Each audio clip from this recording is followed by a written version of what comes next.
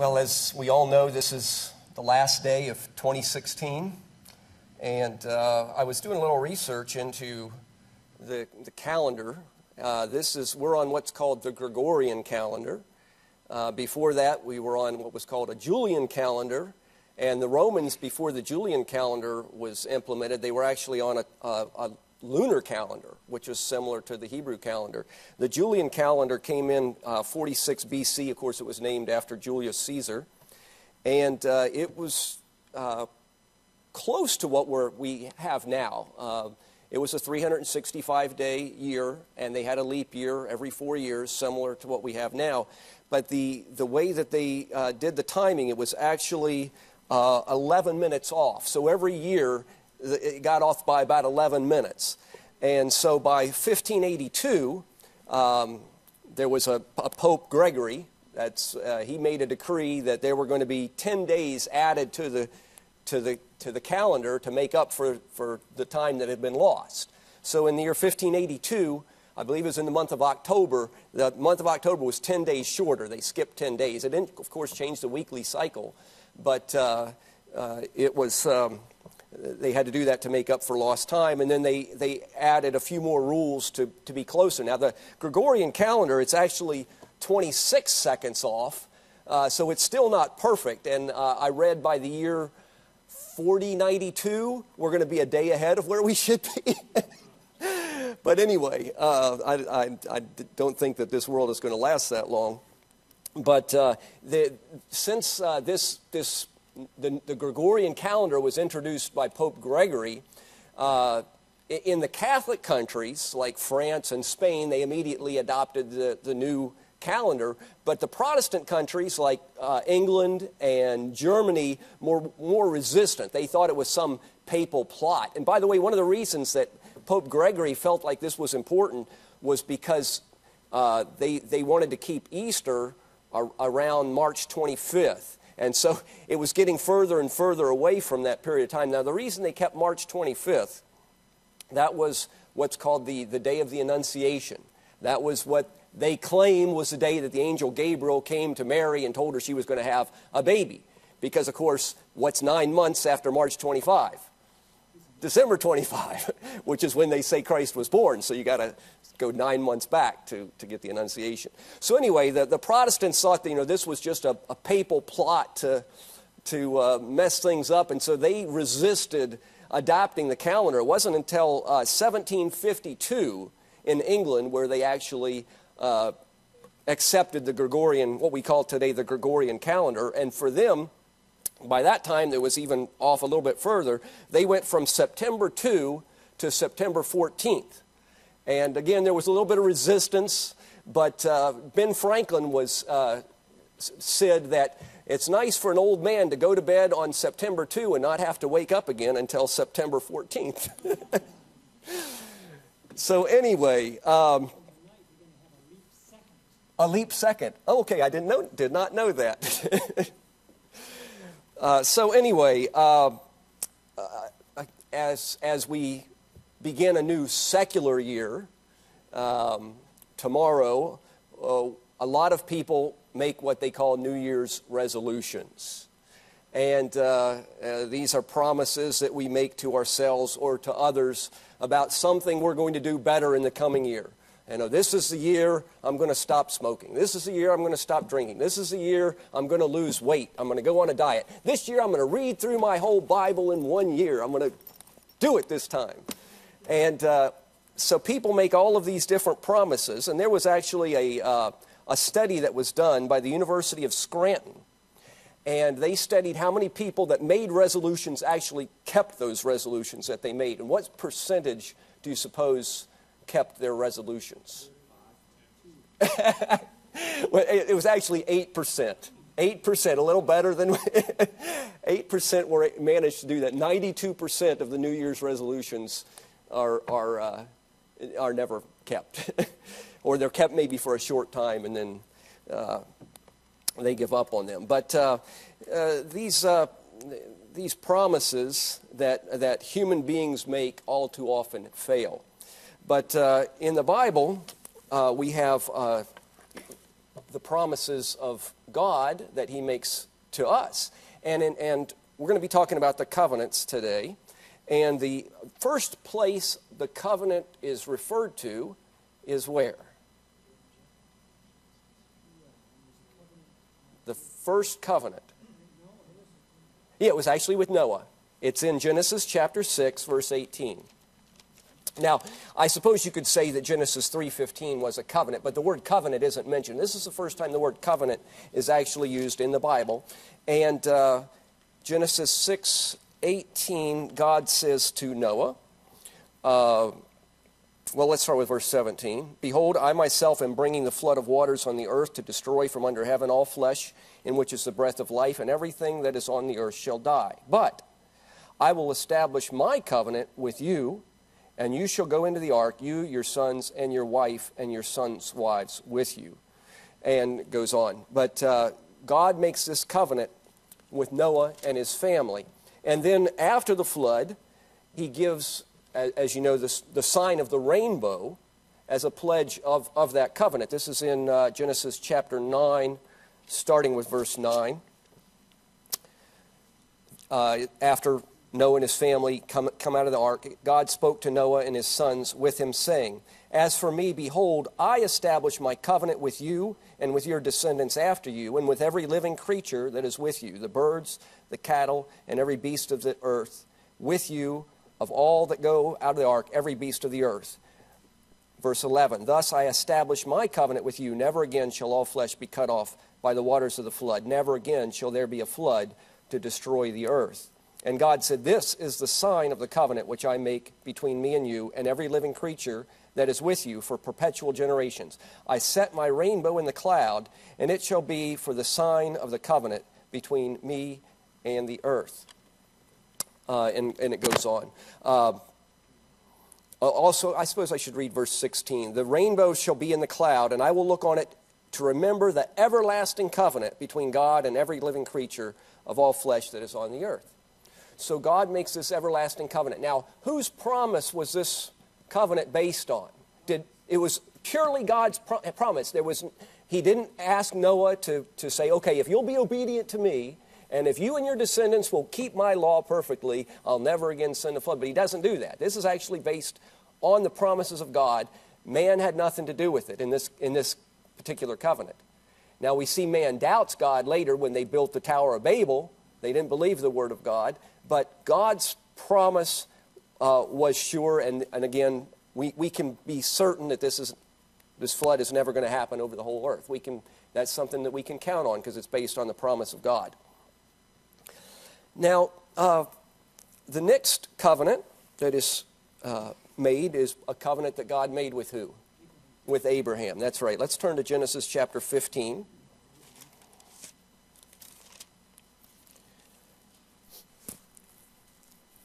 Genesis chapter 15 and verse 1. This is after Abraham rescued Lot. And God comes to him. And it says, After these things the word of the Lord came to Abram in a vision, saying, Do not be afraid, Abram. I am your shield and your exceeding great reward. And so God gives comfort to Abraham, makes these promises with him, points him to the stars of heaven, says his descendants will be as numerous as those. And then the famous verse, chapter 6, And he, that is Abraham, believed in Yahweh, and he accounted it to him for righteousness. And then when you go on, it's an interesting ritual takes place. Starting with verse 9, he, that is the Lord, said to Abraham, Bring me a 3-year-old heifer, a 3-year-old female goat, a 3-year-old ram, a turtle dove, and a young pigeon. And he brought all these to him and cut them in two down the middle and placed each piece opposite the other, but he did not cut the birds in two. Then it goes on to say in verse 17, It came to pass when the sun went down and it was dark, behold, there was a smoking oven and a burning torch that passed between those pieces. On the same day, the Lord made a covenant with Abraham, saying, To your descendants I have given this land, and so forth.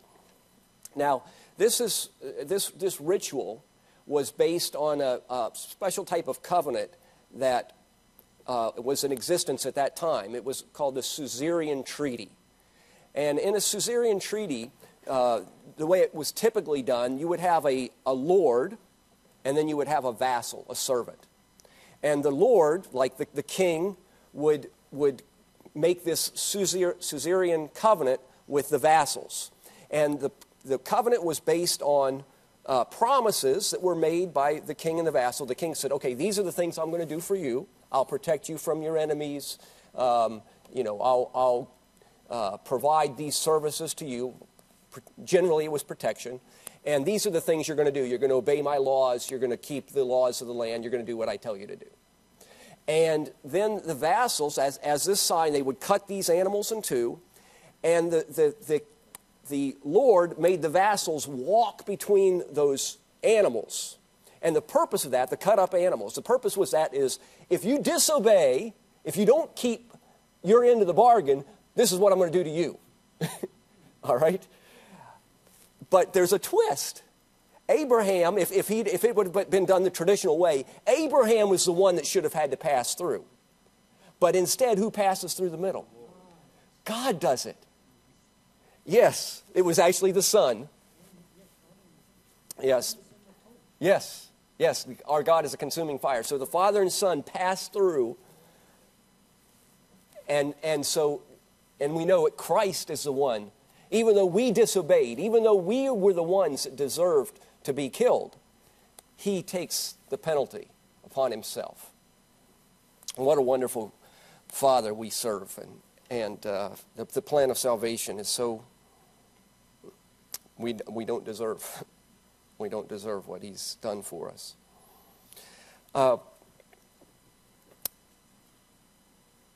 We also have a reestablishment of the covenant with Abraham in Genesis 17, again with verse 1. Notice, when Abram was 99 years old, the Lord appeared to Abram and said to him, I am Almighty God, El Shaddai. Walk before me and be blameless, and I will make my covenant between me and you, and will multiply you exceedingly. And Abram fell on his face, and God talked with him, saying, As for me, behold, my covenant is with you, and you shall be a father of many nations. And then his name was changed. No longer shall your name be called Abram, but your name shall be called Abraham. Now, Abram meant father. Abraham means father of many, father of a multitude. So his name had already been father, but then father of a multitude, showing that God's promise was going to be fulfilled, that he could be certain of it. And we know then within 1 year, he and Sarah had Isaac. And so the story of the covenant, again, it's what is this promise based on? I mean, what is this covenant based on? It's based on the promises of God, right? What did Abraham, Abraham's part was to believe. He believed God, and he counted it to him for righteousness. So now we get to the covenant that God made with Israel. And we'll start with Exodus 20.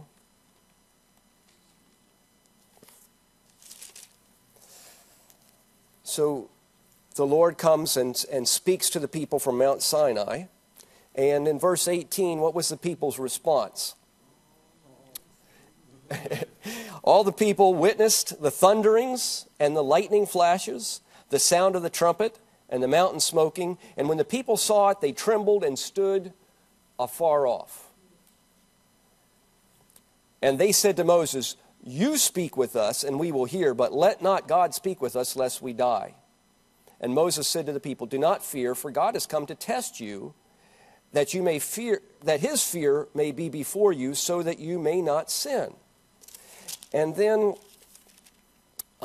Exodus 24, starting with verse 3. Again, in Exodus 21, 22, 23, 24, God is expanding on the Ten Commandments, the statutes. He gives the statutes and gives further details about how to keep the law. And then in 24, verse 3, Moses came and told the people all the words of the Lord and all the judgments, and all the people answered with one voice and said, all the words which the Lord has spoken or has said, we will do. So we see here God is giving the 10 Commandments. And often we think of these as, God thundering from Mount Sinai saying, you'd better not have any other gods before me. You had better not kill anybody. You had better not steal. That's a lot of times how we read it. But instead, it's God's promises. I'm going to write my law in your heart. I'm going to put my love in you so that you won't want to have any other gods before me. I'm going to make it your joy to honor your mother and father. You're going to love your spouse so much you wouldn't think of wanting to commit adultery. That's what the promises of God are all about. A lot of times we think of this, the covenant given at Sinai, and we call it the Old Covenant. And we say that, and a lot of people get this mistaken idea that this Old Covenant was God telling the people, here's all the things that you better do. It's a works-oriented covenant. You better do all of these things, and if you do all these things, then I'll bless you, and if you don't, I'm going to curse you. And the Caesarean Treaty was always based on, there were blessings and curses, and we see that we're going to review some of those. But God never intended for the Old Covenant to be a works-oriented covenant. He wanted the Old Covenant to be the everlasting covenant. He never intended for there to be two covenants. The covenant that he gave was intended to be the everlasting covenant. God's way of salvation has never changed. God doesn't have one way of saving people in the Old Testament, another way of saving people in the New Testament. Yes, a lot of people have this idea that's called dispensationalism, that God has these different ways of saving people in different periods of time. And if you lived in the Old Testament, you had to keep the law, but now we're not under the law anymore. We're under grace. So you don't have to keep, Jesus did it all. He did it all for us, so we don't need to worry about it. Verse 3, the people had said, all the words of the Lord has said we will do. Again in verse 7, then he took the book of the covenant and read in the hearing of the people, and they said, all that the Lord has said we will do and be obedient. So God had made these promises. His purpose was to write his law in their heart. Is this the response God wanted from the people? Well, yes and no. Was there anything wrong with the people wanting to obey God? Nothing wrong with that. They had good intentions. They wanted to keep God's law at the time. They were sincere. But look at verse, I like God's response. Look at Deuteronomy chapter 5, verse 28 and 29. Deuteronomy 5 is a repeat of the law. And again, the people make these promises. Okay, God, we're going to do it. We're going to keep your law. And in verse 28, well, in fact, let's back up and read verse 27 again. The people said, you go near, hear all that the Lord our God may say, and tell us all that the Lord our God says to you, and we will hear and do it. So again, it's they're promising to obey the law. And notice Yahweh's response in verse 28. Then Yahweh heard the voice of your words when you spoke to me. And Yahweh said to me, I have heard the voice of the words of this people which they have spoken to you. They are right in all they have spoken. Oh, that they had such a heart in them, that they would fear me and always keep all my commandments, that it might be well with them and with their children forever. Can you just see the heart of God here? I know that what they've said is good. There's nothing wrong with it, but I wish they really had a heart that would obey. I wish they had a heart, that new heart, the heart that only God can give, the heart of Christ. But the people were depending on their promises instead of God's promises. And what was the result? Less than 40 days later, they're dancing around a golden calf, half naked. So we see that the promises of men too often fail. I'd like to read you a statement from Ministry of Healing. This is chapter 11. It's a chapter on helping the intemperate. And it's page 174.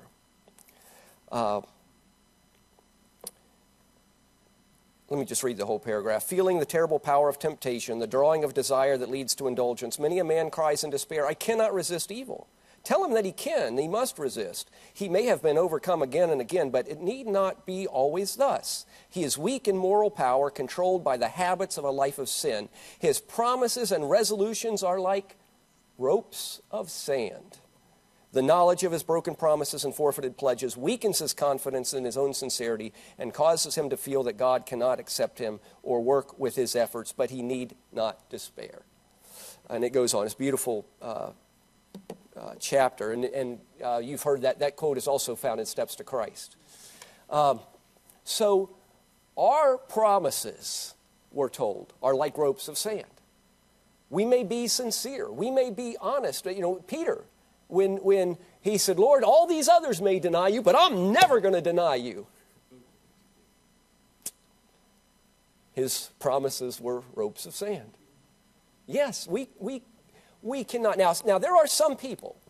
There are some people that maybe they have an iron will, that 8% that keep their resolutions. You know, I just decided one day I was going to stop smoking, and that was it. You know, they've got this iron will, and they're able to do it in their own power and strength. But it doesn't change the heart. And so if it's only when the heart change has taken place that real victory happens. You know, if someone just, you know, through the strength of their will quits some bad habits, they're still going to hell if they haven't yielded themselves to God. So, you know, these things, until we realize that it's through the promises of God that we have victory and not through the promises of man, we can make all the resolutions that we want to make, but without the power of God in our lives, most people are doomed to failure. And even the ones that overcome, they may overcome a few sins here and there. But if the heart isn't changed, they're still lost. Well, let's look at some of these blessings and curses in Leviticus 26. Again, this is going back to the Caesarean treaty that we were talking about.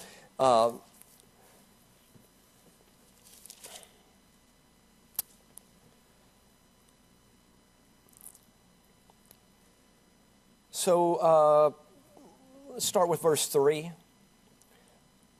If you walk in my statutes and keep my commandments and perform them, then I will give you rain in its season. The land shall yield its produce. The trees of the field shall yield their fruit. Verse 12, I will walk among you and I will be your God, and you shall be my people. Does that sound familiar? Sounds like the new covenant, doesn't it? Then verse 14, if you do not obey me and do not observe all these commandments, and if you despise my statutes, or your soul abhors my judgments, so you do not perform all my commandments, but break my covenant, then I will do these things to you. I will appoint terror over you, wasting disease and fever, which shall consume the eyes and cause sorrow of heart, and you shall sow your seed in vain, for your enemies shall eat it, and I will set my face against you, and you shall be defeated by your enemies. Now, by the way, when you look at these things, these are really only talking about God. Does God have to do anything special to punish people for disobedience? Disobedience brings its own punishment. Amen. Obedience brings its own reward. There is a blessing to obedience. God says, if you obey me, none of these diseases are going to come upon you that the Egyptians have. If you eat a good diet, a healthy diet, God gave them a vegetarian diet. They ate manna, angels' food. And they didn't get the diseases. They were healthy. But disobedience brings its own punishment. God could not protect them from their enemies when they were disobedient.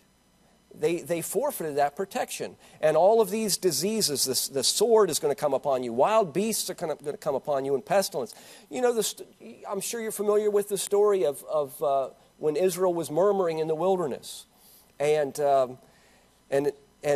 God had been protecting them from the poisonous serpents. And he didn't send those serpents. The serpents had been there all along. He'd been protecting them. But once they murmured and God stepped back and allowed the serpents, poisonous serpents, to come in, they started biting people and people were dying. There are poisonous asps in the Sinai Peninsula, or the Arabian Peninsula was probably where Sinai was actually. But anyway, it was a natural consequence of disobedience. It wasn't God going out of his way to say, I'm gonna send these poisonous, I'm gonna create these poisonous snakes and put them in the camp. That's not how God operates. So let's now turn to the New Testament and Hebrews chapter 7.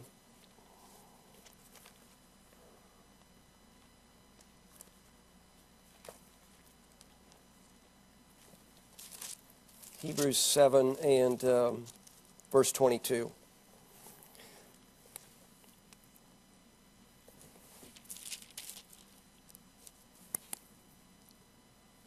It says, talking about how Christ has become a priest according to the order of Melchizedek, by so much more Jesus has become a surety of a better covenant, or a better guarantee. Notice, what is it that makes the new covenant better than the old covenant? Well, look at verse 6. Again, it says, he has obtained a more excellent ministry, inasmuch as he is a mediator of a better covenant, which was established on better promises. Now, was there a problem with the promises of God in what we call the old covenant? Was that the problem? Was the problem with the law? Did God make a mistake in giving them this law, knowing that they weren't going to be able to keep it anyway? That wasn't the problem. But notice, again, verse 7, if the first covenant had been faultless, no place would have been sought for a second. The first covenant had a fault? Again, was the fault with God? No. Notice what it says in verse 8. Finding fault with them, he says, behold, the days are coming when I will make a new covenant. And what are the better promises that the new covenant is based on? Yes, well, that's true. That's true.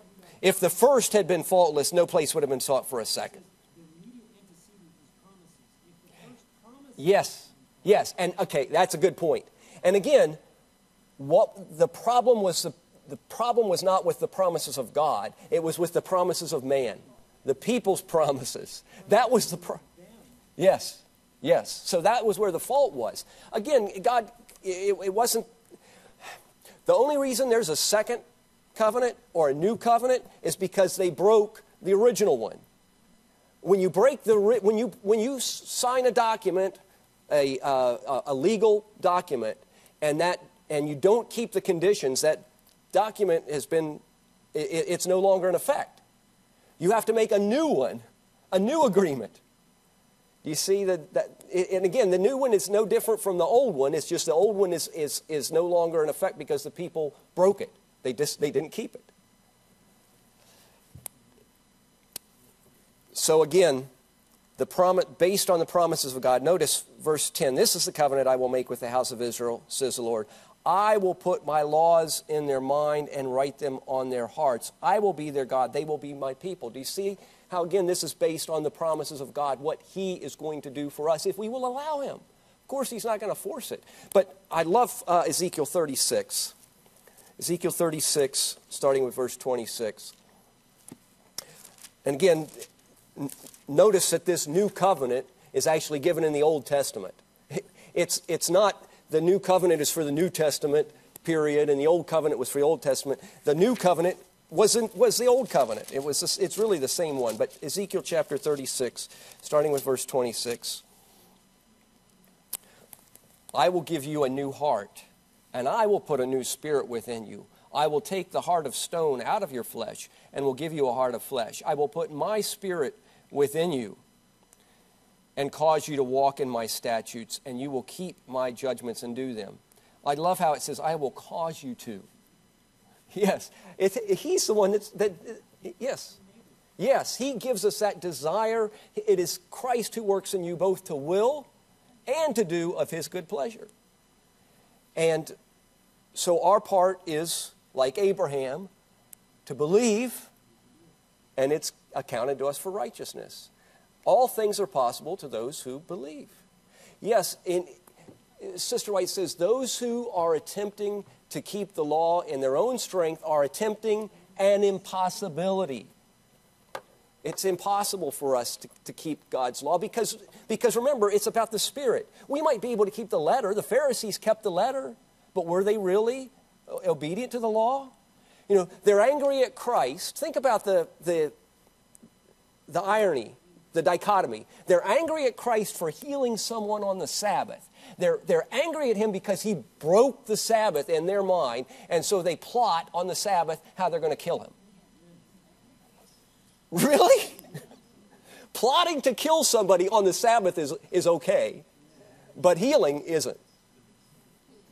But it just shows the type of thinking that we can fall into. But as we enter into this new year, remember that it's not your promises to God that are going to help you to overcome whatever weakness or sin or fault in your life. It is the promises of God.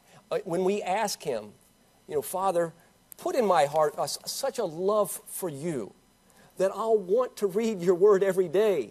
And whether you actually read through the whole thing in 1 year, that's not so important as spending that time with him every day. Put that desire for me to hunger and thirst after righteousness. Yes, help me to want to read your word. But if you don't have that love of God, if you're just doing it out of a sense of duty or obligation, it's going to do you very little good. But if your desire is for the presence of God, for that relationship with him, you're going to want to do it.